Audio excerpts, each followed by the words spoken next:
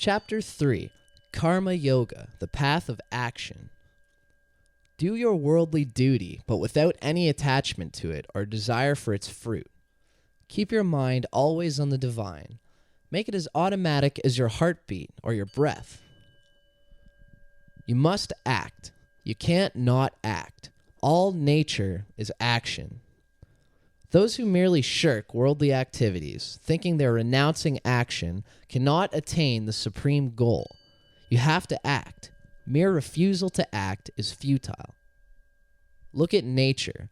The fruit engaged in its task of ripening does not renounce its task and sever its connection to the tree until it is fully ripe.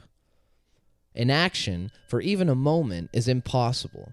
Eating, sleeping, breathing, the heartbeat, subconscious mental activities, all are actions. Everyone is helplessly driven to action by their own nature and by nature itself. The law of sacrifice. Sacrifice, the universally natural law of giving, the spirit of giving, or love itself, permeates the universe. An action offered up as a selfless sacrifice to divinity is non-binding and does not accrue karmic residue. Action, karma, normally ties the human being to the wheel of birth and death, but not when performed as an act of sacrifice, not when the person offers up both the action and the fruits of the action to divinity. Then the action is non-binding. One's job in life is to act selflessly, even sacramentally, without thinking of personal benefit. It is very possible for you to make great moral and spiritual progress in worldly life through action and yet not become fastened to the negative consequences of your actions. My word sacrifice is in no way associated with the common image of self-neglect or self-flagellation. Sacrifice is used here in a very special way.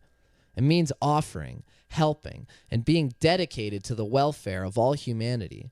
It implies a mutuality of existence with all other beings. Sacrifice, in this spiritual meaning of the word, is a universal rule, a fundamental law of nature. Sacrifice is the spirit of giving, which permeates all of creation, love, life, creation. This sacrifice is a way for mankind to convert earthly misery into happiness. Eating and sacrifice, veering from God, is what is true sin. You should even eat your food in the spirit of sacrifice. Then you are freed from the strong attachment to tastiness and enjoyment that so quickly binds one to physical gratification, which is a bottomless pit. The person who eats solely for physical enjoyment gets turned away from life's true purpose, achieving divinity. Indeed, the very definition of sin is not, as so many think, committing evil acts, but veering from God, veering from center like a sine wave. Sacrifice makes life sacred. Sacrifice is the noblest form of action. Work performed in the right attitude of mind becomes sacrifice. This level of sacrifice actually has divinity in it. Performing it becomes a subtle but powerful mental force. This makes life itself sacred. Eventually, all your actions, mental and physical, become an offering for the betterment of the universe. Sacred action is born of Brahman. Service performed as sacrifice becomes elevated and sublime. As I said, every selfless, sacred action, sacrifice, is born from Brahman, the Godhead, the absolute highest consciousness. He is present consciously in every act of service. Work performed with the best motives becomes sacrifice. When people perform service as a sacrifice, no matter what their work or profession, the universe itself becomes elevated and sublime. The law of sacrifice, a sublime, universal occurrence, and the view of the world as a learning ground, a place to elevate all beings. All life turns on this law of sacrifice, called the wheel of yajna. Those who veer from this and seek instead to indulge the senses for personal gratification and ignore the needs of others live in vain and squander their life. Think of the sublime inference of the word life in this context.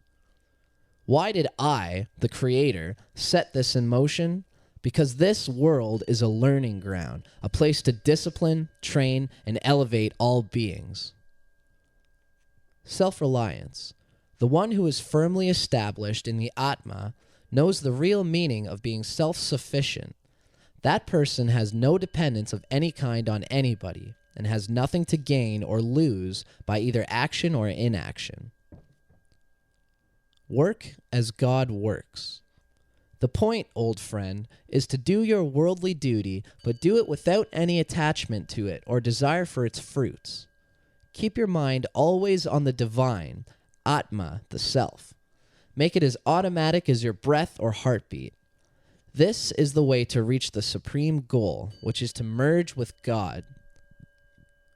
The enlightened must lead the community. The ignorant cannot lead the community, Arjuna. It is the enlightened who are the best servants of society. So do your worldly work without attachment and for the best interests of all.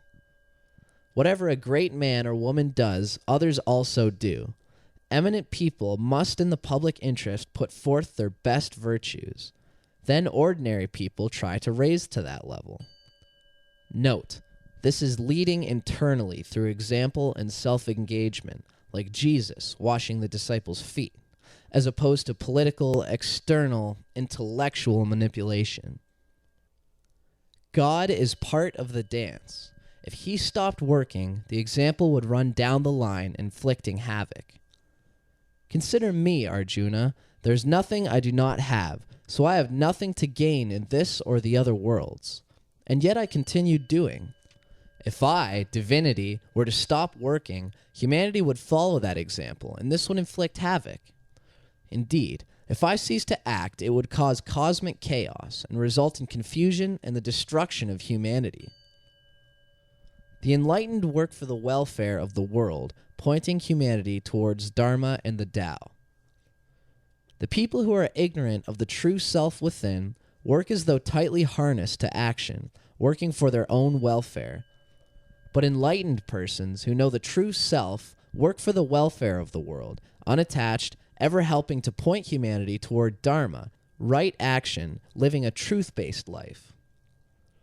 Do not bewilder the ignorant with high words and concepts. Lead by example. And yet, do not bewilder the ignorant who are hungry for selfish action. Let them continue to work, but show them by example that work can be made sacred when done in the right spirit, with the heart fixed on divinity. All actions are performed by worldly nature, not Atma, which is beyond all action and karma. The ignorant one, mistakenly identifying with the body, erroneously thinks, I am the doer. This is the mark of egoism.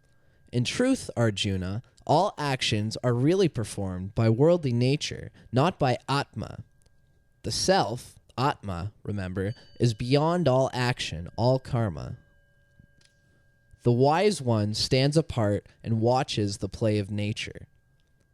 The person who really knows nature knows that when the senses, which are a part of nature, attach themselves to worldly objects, which are also a part of nature, it is merely nature attaching to nature.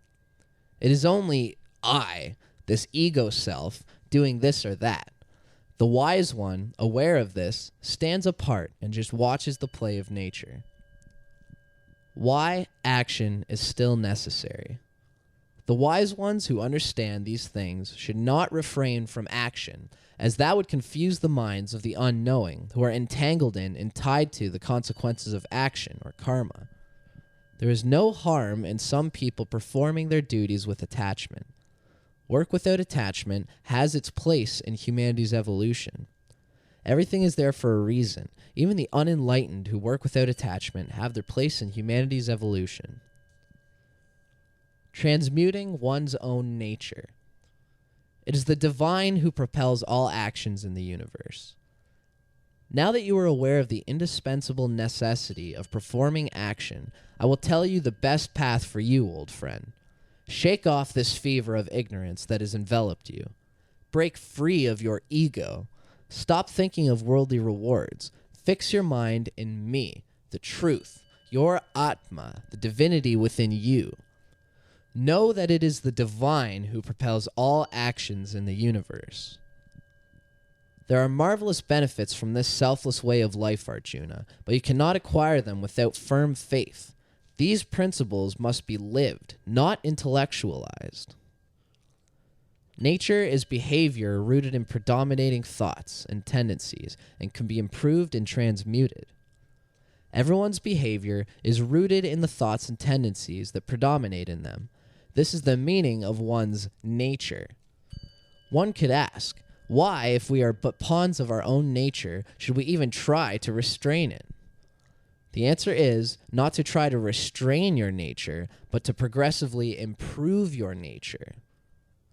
Arjuna, the best thing to do with these thoughts and desires is to transmute them into a devotional attitude, a desire for God. When this attitude takes hold, the system of likes and dislikes melts away, which causes the fierce power of the senses to gradually dry up. Desires are enemies when directed outward, but allies when pointed inward. Remember, Arjuna, that life in the body and senses is not an end in itself, but only a passing phase. Truly, if the eye does not help one visualize God in everything it sees, then it is better to be blind. The war against anger and desire, the bottomless pit. Arjuna the warrior asked, "What is this awful force that drags us, even against our will, into selfish deeds?" Krishna replied, "Desire is the force that drags you, selfish desire, which rises from your action-oriented nature, karmic residue. Selfish desires are insatiable. The more you feed them, the more they crave. That is what I meant by bottomless pit." Note, the Buddha said, desires are like cats. If you keep feeding them, they'll keep coming back. 3 metaphors for the blinding veil of desire. Desires cloud your spiritual light and bury your power of discrimination. As a flame is covered by smoke, and a mirror is covered by dust, and an embryo hidden in the darkness of the womb, true knowledge is concealed by desire. For spiritually advanced people, desire is like smoke and is easily blown away to reveal the light of knowledge. For worldly caught people, desire is more like dust that requires vigorous wiping so the light can shine through. For really dull persons, desire so enfolds them that they're like an embryo buried in darkness.